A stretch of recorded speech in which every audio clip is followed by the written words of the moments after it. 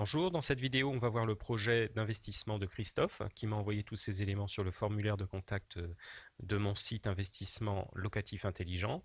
Vous avez évidemment le prix d'achat, 93 000 euros. Vous avez ici les frais de notaire, les frais d'agence. C'est quelqu'un d'assez sérieux. Il m'a donné aussi le montant des honoraires du courtier qui sont de 1 000 euros apparemment et 320 euros de frais de dossier pour le crédit.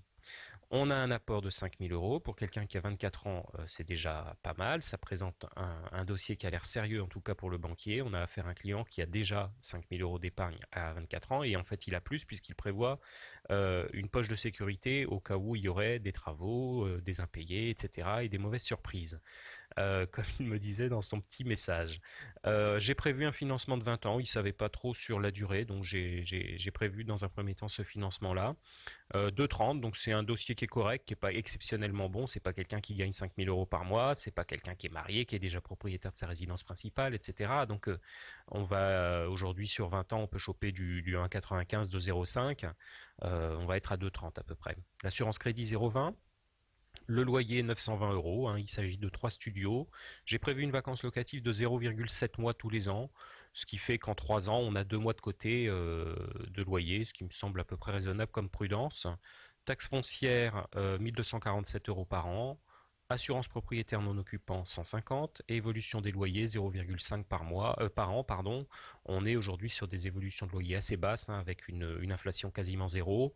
Voilà, on part sur une augmentation de toute façon qui peut le moins, peut le plus dans ces domaines-là. Frais de gestion, donc j'ai prévu 3% d'assurance loyer impayé. Je lui conseille quand même parce qu'on est quand même dans une situation économique un petit peu limite.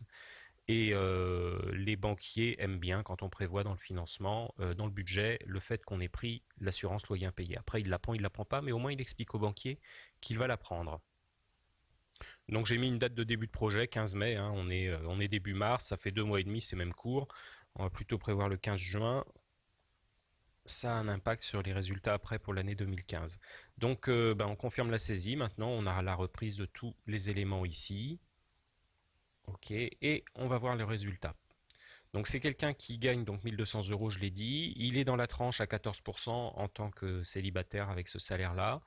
Et pour l'année 2015, il a 190 euros de trésorerie positive. Donc je vais regarder quand même en 2016 parce qu'on est en allée pleine et c'est ce qui nous intéresse.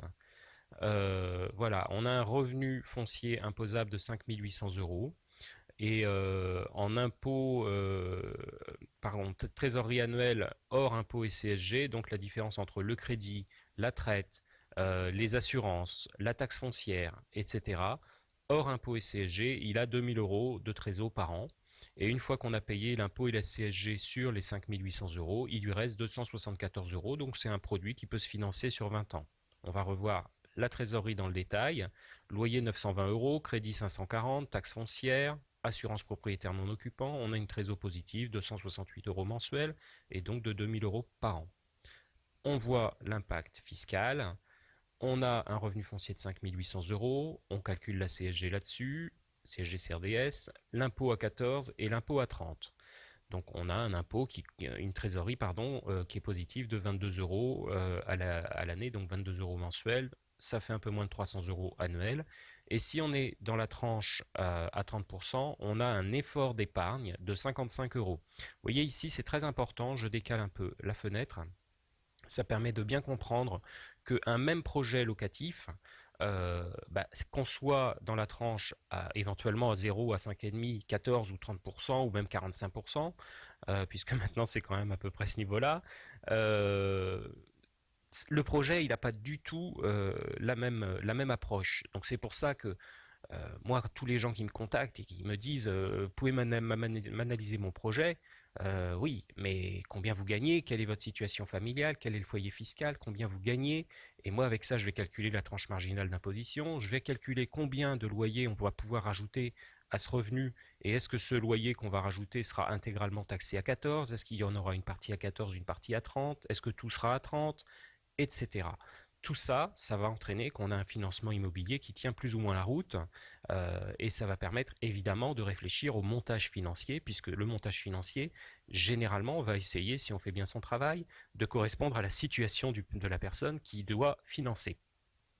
Donc, On continue maintenant sur notre copain Christophe et on va regarder ce que ça donne sur 25 ans. Je vais augmenter légèrement le taux, on va être à environ 2,50 hein, sur un crédit de 25 ans. On ajoute à peu près 0,15, 0,20 généralement.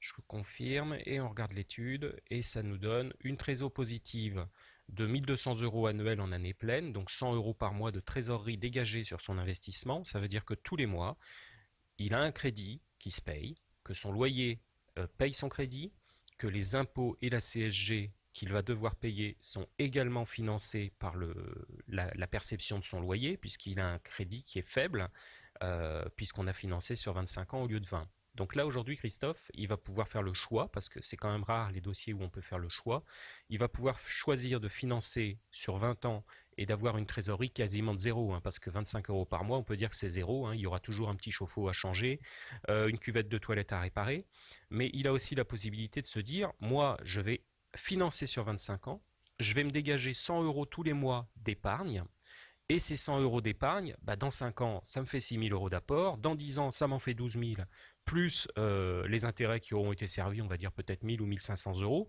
Et ben Christophe, dans 10 ans, il a un apport de 12 000 euros qui lui permettent peut-être de faire un autre projet, parce qu'il a 24 ans, donc dans 10 ans, il a 34 ans, et il repart sur un autre investissement.